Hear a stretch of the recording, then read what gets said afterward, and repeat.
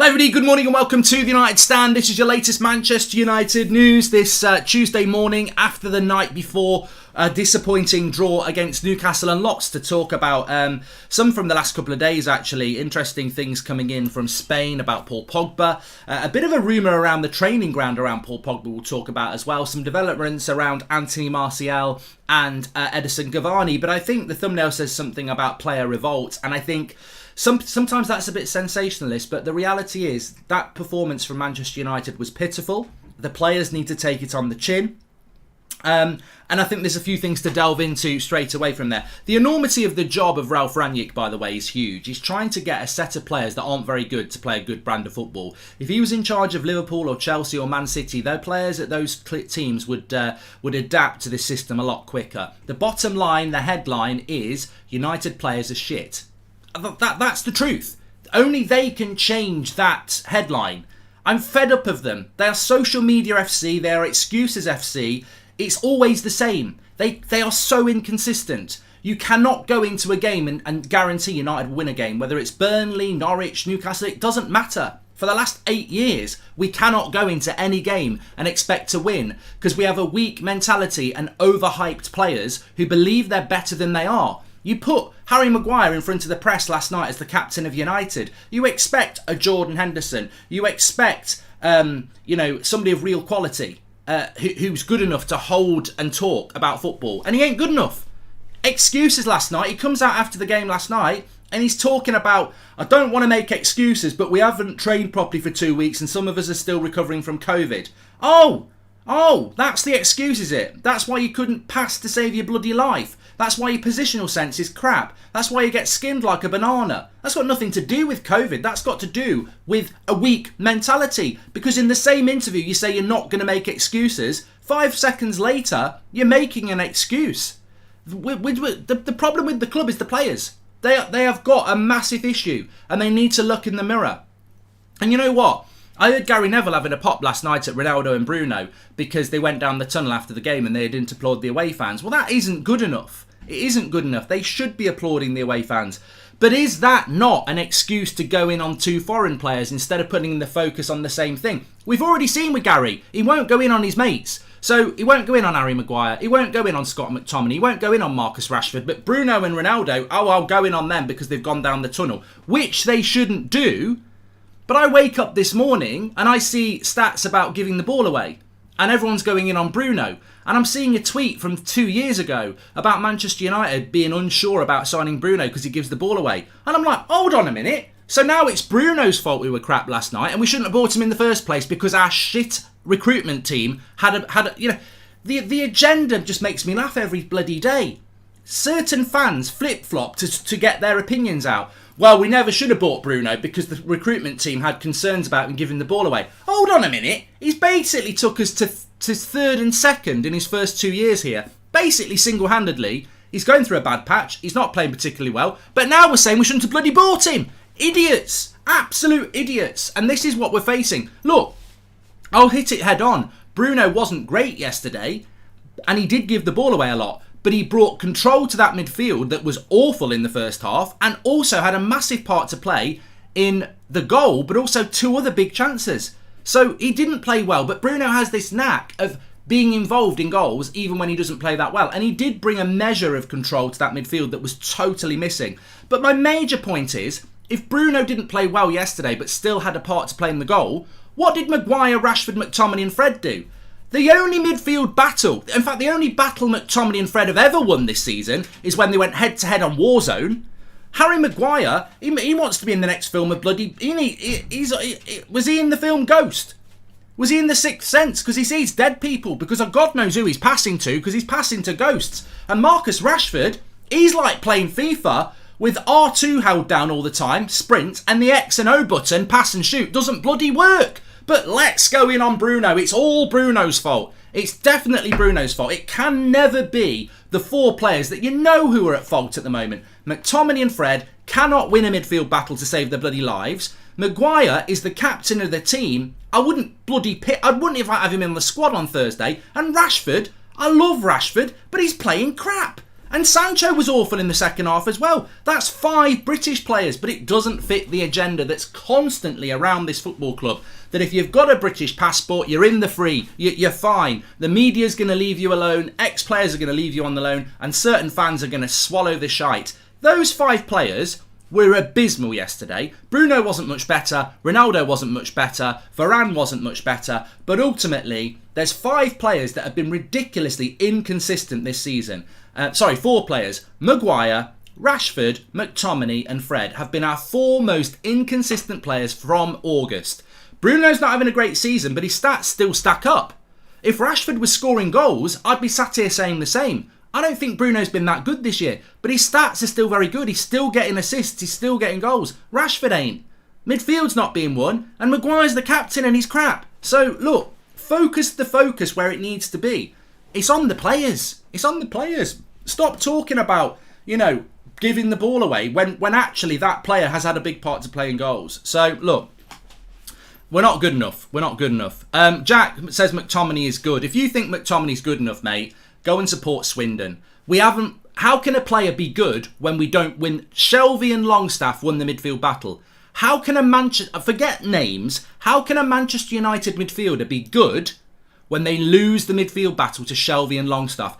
I'll leave that riddle with you. I don't need to say anything else. How can you say a Manchester United midfielder played good when Shelvey and Longstaff won the midfield battle? When Gilmour and McLean won the midfield battle for Norwich? How can we call our midfielders good? What you are confusing yourself with is they played a few passes that didn't go to the opposition. That's what you think is good. Because your standards, they're in the well. Timmy's in the well and you're in with him. That's how low your standards are if you think our midfield is playing anywhere near good. You've had to swallow so much crap, you think it tastes nice. Because we haven't actually, and I feel sorry for you. Tell me a midfield that we've seen that's any good in a year. The last good midfield I remember was Matic, Pogba and Bruno of the season that we finished 3rd straight after COVID. That's over a year ago. We haven't had a good midfield in over 12 months. So I understand why you think sometimes our midfield plays well, because you've been deprived of a good midfield for over a year. It's a shambles. We had 70% possession of the problem with the counters, says Captain Monopoly. That too much of the possession was in the wrong areas. And Ralph Rangnick put it perfectly when Ralph Rangnick said physicality was the problem. We didn't win enough 50-50s. We allowed ourselves to get bullied. We made bad decisions. He was spot on. Newcastle wanted it more, and that comes back to the players. I mean, basically, what Ralph Rangnick said in a very concise summary after the game last night is that these players are a bunch of bottlers. I told you he was a good manager. It's only taken him 3 weeks to figure that one out. We've been seeing this for 8 years. We've got a team of bottlers who, on their day, can win a game of football, but can go anywhere and play absolutely rubbish. Doesn't matter whether it's up north, down London. This team can go anywhere and put in a crap performance. It's not even a surprise anymore. Karamu says, I've said since day one that we only play good better with Cavani in the team. Problem is he can't play every game and he's leaving. What can we do? And is top 4 gone if not in serious doubt? It's not gone, Daniel Kirk. But no, I've got to disagree with Karamu. You might agree with him. I disagree with him. I saw a lot of people talking about Pogba last night. Paul Pogba played against Leicester. We lost the midfield. We got absolutely battered. I think that I don't know where this sort of football opinion originates from. Maybe it's from the Arsenal era when they were so bloody flip-flop, they were pancakes. But the reality is, when you play badly, it's a natural reaction in some fans to go searching for who didn't play. Well, who's the best player that didn't play yesterday? Pogba. Oh, we miss Pogba. We're missing Pogba. That's the player we're missing. But the reality is Pogba's played this season and been as bad as we were yesterday.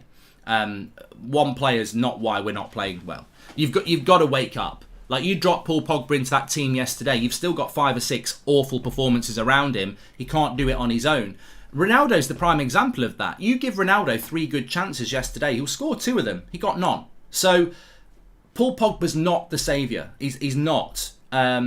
Because he's played in this team and he's played badly and he's played in performances that we've performed badly in. We need to stop looking for excuses, because if the more excuses you look for, you may as well call yourself Harry Maguire. Like, if you start looking for excuses after last night, then you're a fool. The reason we played badly last night is because some of these players aren't fit to wear the shirt. Now, some of them can become fit to wear the shirt, some of them never will be. But There's a lot of work for Rangnick to do there, and it's not going to be so... It's such a simplistic, insulting opinion to say, oh, if we had Paul Pogba in that team, everything would be fine. Oh, so 4 or 5 of our players that are total shite are suddenly going to start playing well. There's bigger problems than Paul Pogba in that team. I would play Pogba, I'm not lying. I mean, Pogba is levels above our midfield, but it's not going to be solved by one player. What needs to happen is that these players need to get on board with this new manager. And what worries me is I think there is issues. I mean, we're hearing rumours that Paul Pogba... I mean, I don't know how true this is, but there was a rumour last night, I quote tweeted it, that Paul Pogba will not be allowed to train with the first team until he commits to what he's going to do, whether he's going to sign a new contract or not. I can't believe that's true. I think ultimately some people would agree with that and say that shows strong leadership from Rangnick, and Lingard was not on the bench yesterday, which we'll talk about in a minute. He's another player that's a contract rebel. So, you know, you can just say to these contract rebels, you're not a part of the team. I don't know what you think about that. But ultimately, I look at it and go, McTominay and Fred are shite. Every now and again they have a good game, but for me, it's not, you know, I didn't get overexcited against Palace when they played well and Fred was man of the match. Because people start telling you, I told you so, sit down, McFred haters, and you go, well, it's one game, let's see if they can do it for 1 month, and they can't. They're not good enough. So therefore, even if Pogba's leaving in May, I would still play him until May, because he's levels above those two, and then you get somebody else in. I would not pick Pogba until he leaves in the summer, just to prove a point, when we could end up in the Europa League by continuing with who we're playing at the moment. But some people might disagree with me on that one. We need a manager to teach players to pass forward only if the pass is on, says Andre. The obsession with forward passing is detrimental to our game. Well, yes and no, Andre, because we've been so obsessed with the sideways pass and the backward pass, which Rangnick doesn't like. I think that's one thing I would put on Rangnick's shoulders. He's obsessed with passing forward. That's his system. You can't say, well, Rangnick should teach them to only pass forward when the pass is on. That's not what Rangnick is. He said it with his own words. He hates sideways passing and he hates backwards passing. It's actually about the quality of the pass. Rashford was terrible at it yesterday. Sancho was terrible at it in the second half. Bruno misplaced a lot of passes as well. Ronaldo misplaced a lot of passes. The weight of the pass. Newcastle looked after the ball better than us. Their weight of pass and their precision of pass was levels above us. That's not about a forward pass not being on. That's about laziness. Like, the passing from United was championship standard yesterday. Marcus Rashford's passing and Jadon Sancho, especially in the second half. I mean, I like Sancho. He shouldn't have been dropped. But you've got to call it out. It's not about an agenda. I'm not doing agendas. It's a waste of time. Take the game for what it is. Fred might be man of the match against Burnley, and I'll give it him.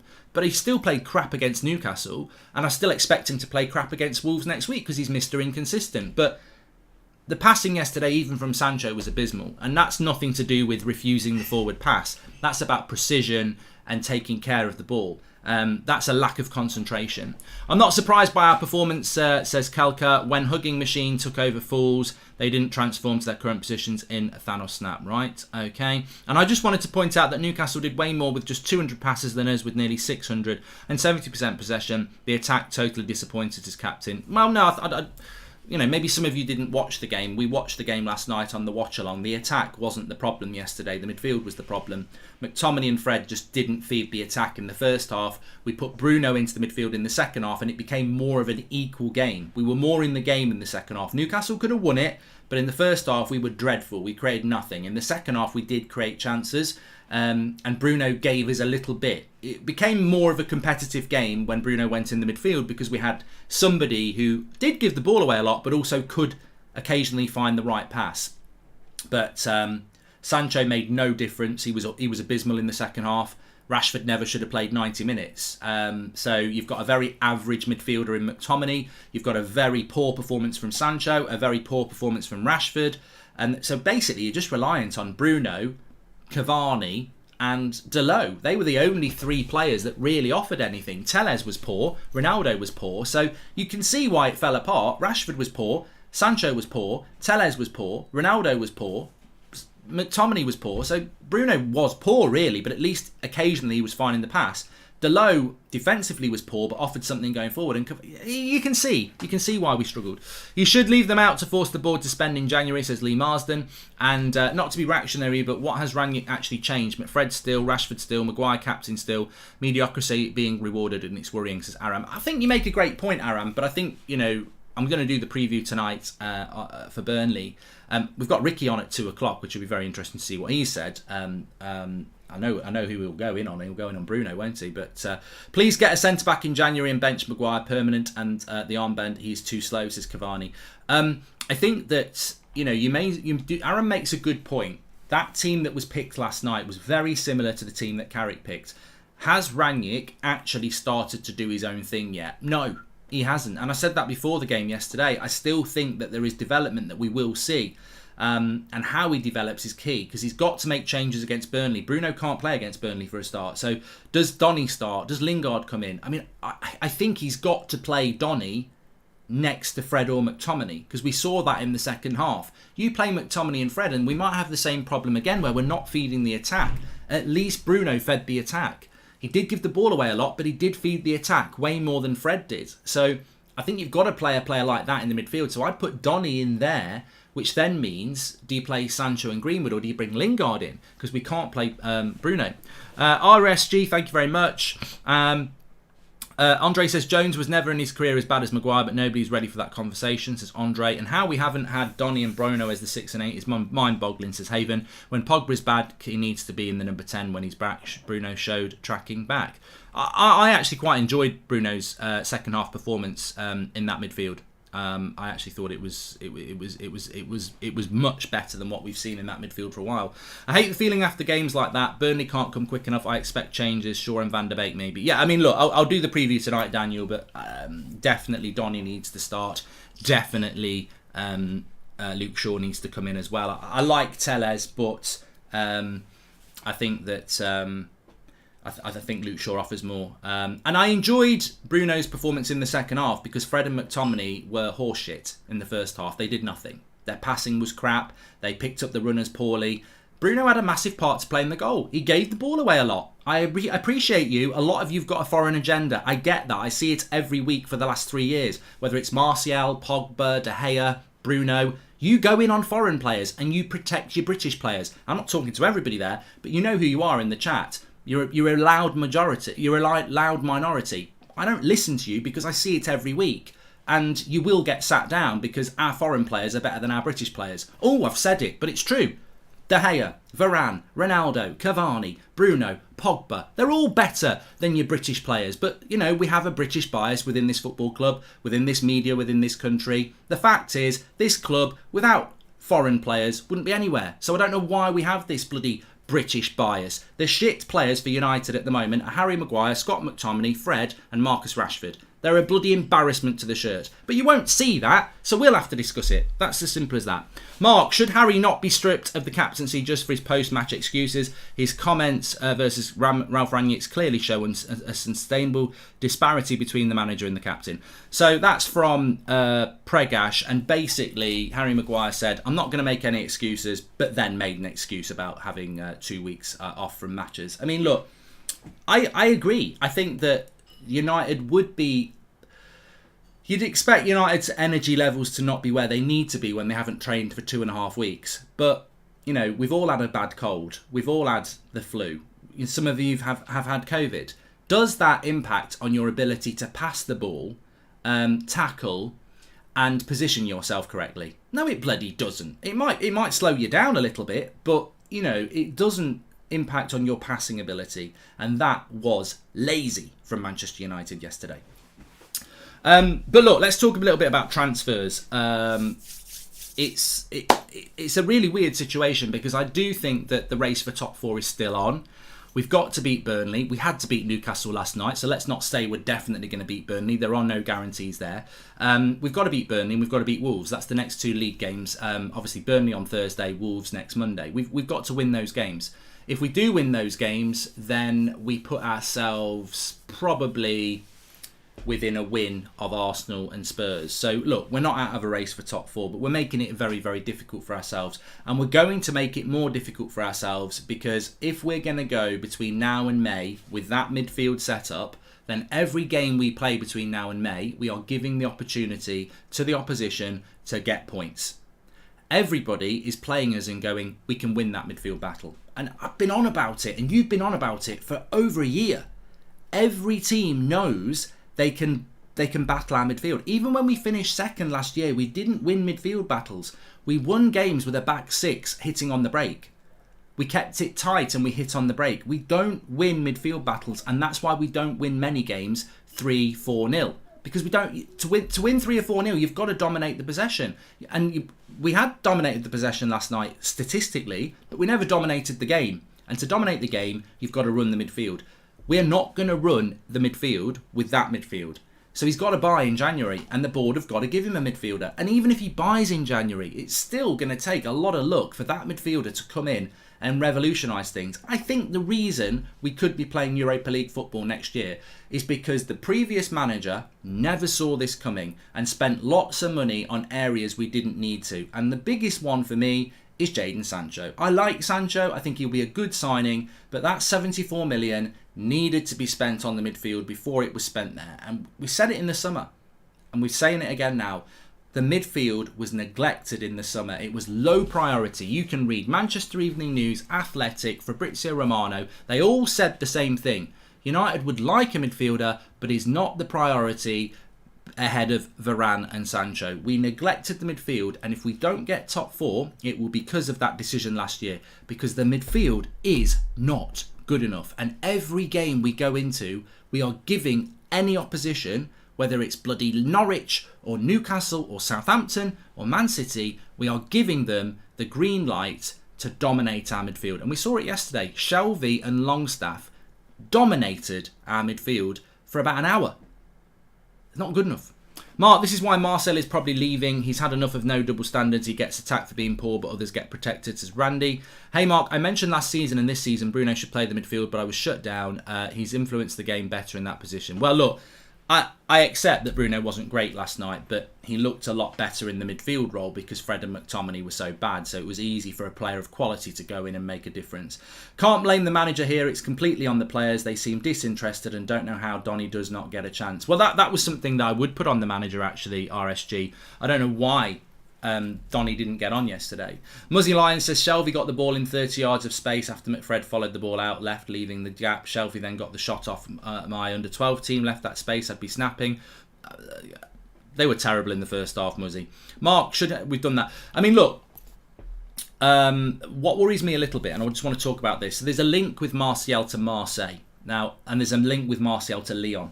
Now, you know, why are we loaning Anthony Martial? Ralph Rangnick has basically said that Martial can go, and they've had the chat. He wasn't on the bench yesterday, so Martial is basically, value has just gone.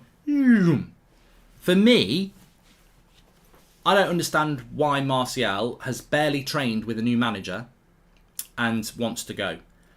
I think there's massive problems at Manchester United in that dressing room. Ralph Rangnick's only just come into the team and people are still shifting to go.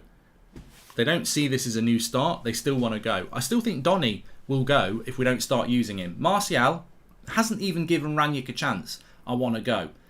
His value is plummeting. We're talking about loaning him in January. Why are we loaning a player like Anthony Martial in January? There's no financial value to that for United. It's just, again, another crap business decision. Pogba walking out the door for nothing. Herrera walking out the door for nothing. Lingard walking out the door for nothing. Martial's value, I mean, a couple of years ago, he's probably worth 60 million.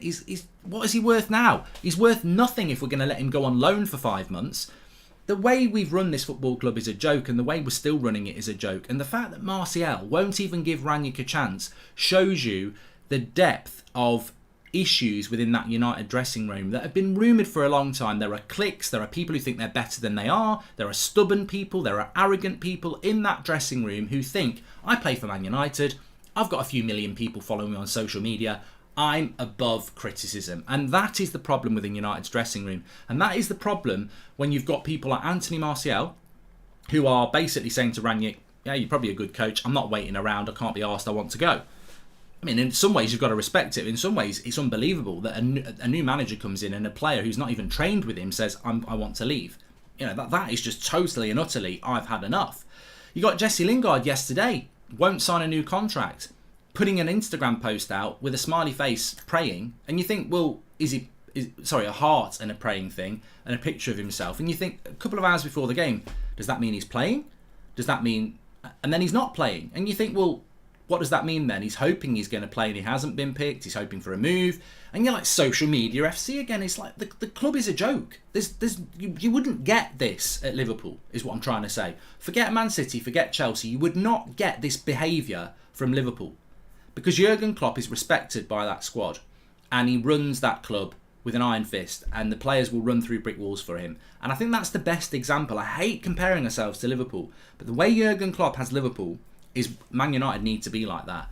But we have got too many players in that club who are more powerful than the CEO. Like, the CEO will bend over backwards to accommodate certain players within that team. Now, you can predict who they are. I'm not getting into that. You know, you can figure it out for yourself. But there's over 6 players within that Man United playing squad who basically...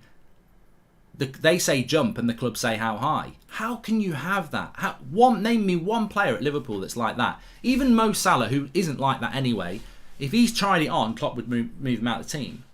Like, you've got to have a management setup where the players respect them and will do as they're told. And United's big problem is inconsistency, and that comes from a playing squad that believes they're better than they are and has too much power.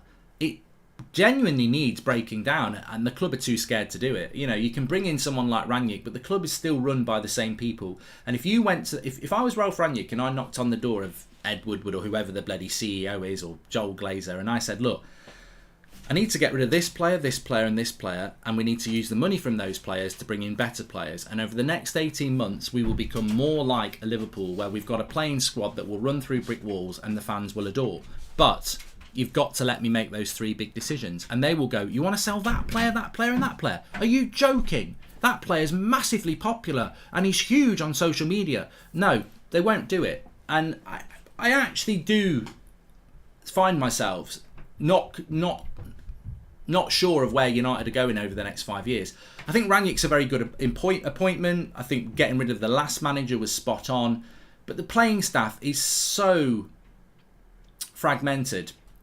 It's so opinionated and divisive and against what Manchester United should all be about that, you know, many of you have said it. Some of these players just seem above dropping, above substitutes. And that's even with a new manager that's got a ridiculously good reputation for rewarding and playing a certain brand of football. But then in the last couple of games, he's picking players and playing players for very large proportions of the game that we know don't fit in with his style of football, yet they're still playing. And that is a concern, because how much power have the club got? Have the club said, look, you can have the job, but you've got to pick this player, and this player. They cannot be dropped.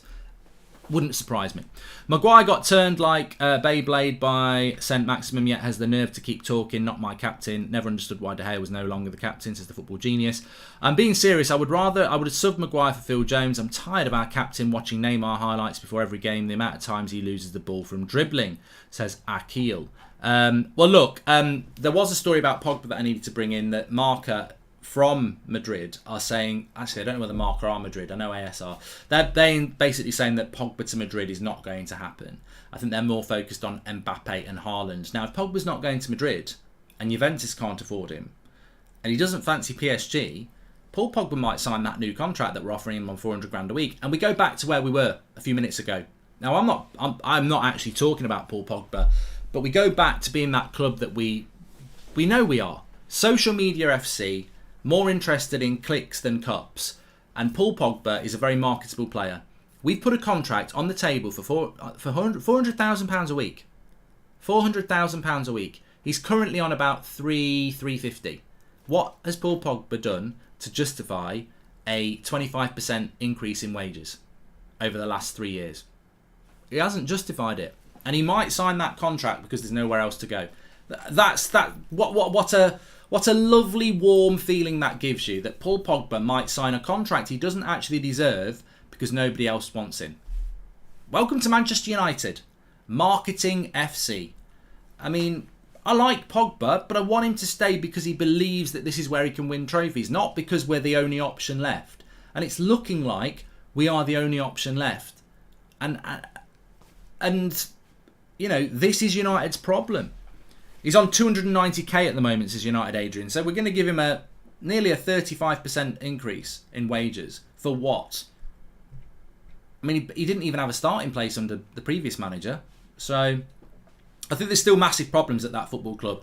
And I don't necessarily think that's a negative, because I think it exposes the enormity of the job that Ralph Rangnick has at Manchester United. It's a huge job he's got to do.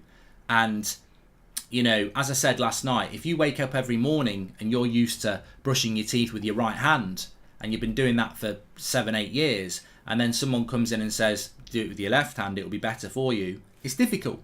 It is difficult. But you've got to persevere, and eventually you'll get used to it.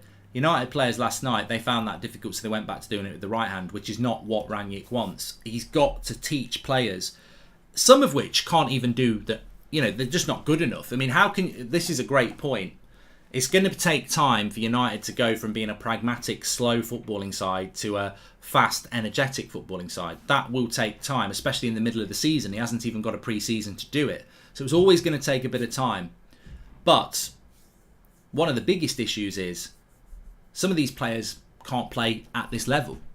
They're jokers, they're pretenders, they're not good enough for this level. So how are they going to play Rangnick's level of football when they're not good enough to play at this level? So you've got that thing. You know, we saw against Crystal Palace for half an hour a very different Man United. We've never really seen it again. But some of these players ultimately just aren't intelligent enough to play this brand of football. And I think we all know who they are. And they either improve or they don't. But unfortunately, I've been told time and time again, sometimes by players from that club, that there are players within that club who just think they've made it. They think they're better than they are because they play for Manchester United. They don't believe the criticism. They think their answer is, well, I've got the contract. I'm pulling on a shirt every week for Man United. These people are just bitter and jealous. And when you've got that level of mentality in a Manchester United player, you're struggling. When you've got a player at Manchester United, players at Manchester United who don't listen to critics because I'm the one earning the money, I'm the one playing the United shirt, I'm obviously right and they're obviously wrong, that's when you've got a problem. And you go back to the team of 94, 99, 2008, we didn't have players like that. We didn't have players at Manchester United who were arrogant and believed they were better than everybody else, even then when they were playing crap.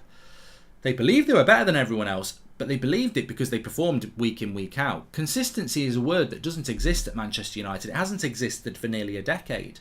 We've got a bunch of very good players at Manchester United, but we've also got some players within there who have a very high opinion of themselves and believe they're better than they are because they've been coached by poor coaches who've basically over-promoted players that were never good enough in the first place. We've got people at Manchester United who were bought or promoted from the youth setup who would never be here 12 years ago. They wouldn't even be at the club. But they look at the echoes, they look at the past and they think, I'm a Man United player. That's not even their fault, really. That's poor coaching to promote players or buy players into a Manchester United team that were never Man United players in the first place, but now have positions of power in that dressing room. You can see the problem. There's players in that team who shouldn't even be in a United shirt who are now the vocal majority. What do you do with that? It needs something I really hoped it didn't. It either needs the players to walk and look in the mirror and really change what they are, or they need kicking out of the club, which I don't think the board will allow with some of these players. And therefore, how will it ever change if you keep these players with this mentality in the first team? We're going to keep seeing more results. We'll see some good results, but we'll see results that always seem to be around fourth place. With consistency in mind, we need a CDM, a centre midfielder, a centre back and a left back, says Benjamin. We need a style of play that these players adjust to ASAP, and then we need 4 or 5 players, definitely, without a doubt. If Ralph can't get players to play for the badge, you think any potential permanent managers like Ten Hag or Poch would join us in the summer, says Bojack. If these players can't be made to play for the badge, they need to be sold. But I don't believe that Manchester United can do it. I don't believe that Manchester United will do it. There's some breaking news here from Sky. Sevilla have made an offer to Manchester United to sign Anthony Martial on loan. We knew that the loan offer would come. I'm not a big fan of Martial going on loan. I'm really not. Let's just discuss that. I don't believe a loan deal for Anthony Martial is a good deal. I think it's probably the only deal we can do, but it's May. Cavani's injury prone. Rashford's poor. Greenwood's, I think, was a bit unlucky yesterday, but didn't play particularly well. Anthony Martial, the value for Manchester United is Anthony Martial leaving the club for money. A loan deal, that just loses, that takes away an option halfway through the season. I mean, look, some of you will think it's a good deal. If it was for money, I'd be happy about it, but it's not. It's a loan deal. I don't think that just takes away an attacking option with nothing coming in, unless we're going to get this Alvarez, which I don't know whether we are. These lot are more concerned with winning games in practice. Where does that competitive spirit go in the games? Oh, Caramel. It's funny because I don't want to say I told you so, because I hate I told you so. But I did talk about this a couple of days ago, and I got told it's not that deep. We are social media FC. Our players are locked in. Our club are locked in. Whenever we train, a picture goes out on Man United. They're like this. Where you at, Ronaldo? You know, we had Matic doing it the other day. Where you at, Ronaldo? They're putting pictures around the world of winning a game in training. And they're like that. Ooh, where we at? And I'm like, it's not that deep. Some people really enjoy it. But for me, I really, really, really don't like it. Because we've just beaten Norwich with a penalty in a game we shouldn't have won. We've just drawn to Newcastle where we should have lost. Why do I want to see players in training going, I want to see them doing that after scoring goals in real games. And this is the problem. We're social media FC. Everything's about social media. The Pogba contract is about social media.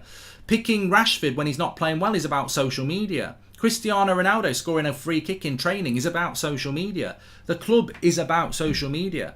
And, you almost sympathise with the players at times because they are so driven by social media that they almost believe that that's what it's all about. It's almost like 90 minutes on a Saturday is just a side project. What we do for the week in between on our social media is what it's all about. And it is massive. Man United are huge on social media, of course. But for most football fans, you judge your football team on performances on the football pitch. And United just seem to have drifted so far away from that it's almost making the job of managing the club impossible. How can you manage a club that's driven on social media? Well, we want players that are big on social media. We want to have fun in training for social media.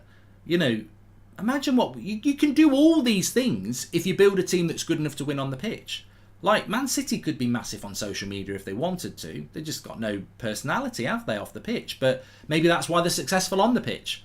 Liverpool could be huge on social media as well because they're a very good, entertaining club with a big history. But maybe Klopp doesn't want that because he wants focus on the pitch. United have been massive on social media for nearly a decade, and we've been shit on the pitch for nearly a decade. Maybe there's a causal link there. Liverpool, Man City don't do huge amounts on social media. They do, but they don't do huge amounts. United do, and we're crap. Rangnick needs to do a Sir Alex Ferguson and get rid of players that they think they're bigger than the club. Maguire first, Pogba next, out, says Prakash. Well, Rangnick is suffering from problems of the past. Some of these players are unsellable. I don't think Harry Maguire can be sold. I don't think Marcus Rashford can be sold. I don't think that necessarily I would sell those players, by the way. But, to those people who say they would sell them, I think they're unsellable. Who's going to pay Harry Maguire 200 grand a week or whatever he's on and give us even half of the 80 million? Nobody. And that's a harsh truth. But if I'm Harry Maguire and I've heard that sentence, I'm shitting myself. I'm like, bloody hell. They've just said that no one will pay me my wages other than Man United, and no one will even pay 50% of my value, and I'm still in my prime. So, that's the thing for me. I don't really know any United, well, there are some, but I don't really know many United fans that just criticise on agenda. Most of it's criticism on bad performance, of which there's plenty of evidence over the last few years. United players need to wake up and smell the coffee. You're being criticised because you're not good enough. If you play well and consistently well, not one game. You know, I think Maguire will play well against Burnley because they'll hit a lot of high balls. They're not very quick. It's like when Maguire always used to play well against Everton because they hit a lot of high balls and they're not particularly quick. Burnley will hit a lot of high balls. They're not very quick. So that's a game where I think Maguire will play well. And he'll play well and everyone will go, oh, Maguire was brilliant. And then he'll maybe believe that and then he'll play shit again. The mentality of a Manchester United player is you're only as good as your last game. And once that game's over, you're only as good as your next game. So, and what that means is you're only as good as the game you're playing in, and when the full-time whistle goes, you're only as good as your next game. United players seem to have this mentality where they live off of a performance from 4 weeks ago. Like, it's a winning mentality. We haven't got it. We need to get it.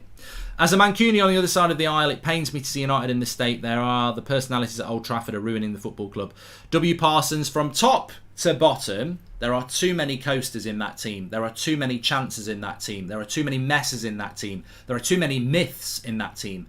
We're not run well. We're owned by poor people. The CEO's a poor person. The director of football, I don't think he's that good either. The coaching staff has been abysmal. We'll have to wait and see with the new one. And the playing staff is infected with players that just ain't good enough. There are some really good players there. There are some players that are not. If you've got that from top to bottom, you're never going to be successful. And we've been saying it for a long time. There needs to be massive change at that football club. I'm confident Joe Root would be a better captain than Harry Maguire, says Graham Bishop. Yeah, at least he can bat. At least he can get a few runs. At least he's a good player, not necessarily a good captain. Anyway, look, so we'll have to wait and see what happens with Sevilla and Martial. I'm not happy with the loan deal, but he seems to be adamant that he wants to go, which I find surprising. And maybe there is a bit of a player revolt. You know, Lingard's Instagram didn't get picked. Martial won't even give Rangnick a chance. Certain players are being picked for 90 minutes when they don't deserve to even be picked. You know, maybe Rangnick's managing egos more than he's trying to change things, and that's really difficult. Really difficult. But we need to see changes against Burnley. Anyway, we've got a show at 2 o'clock. Ricky's going to be on, so get ready for that. Bruno's going to get a load of shit, but then again, so will Rashford. But I think there's a big difference between the two at the moment.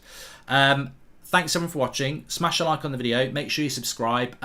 7 o'clock preview tonight, not 8 o'clock, because I'm doing Liverpool against Leicester watch along at 8 o'clock. So 7 o'clock tonight is the preview for the Burnley game, which is on Thursday night, isn't it? So look, I can't wait for that game. We need to get back out and play again. Thanks for watching. Take care. I'll speak to you all in a bit.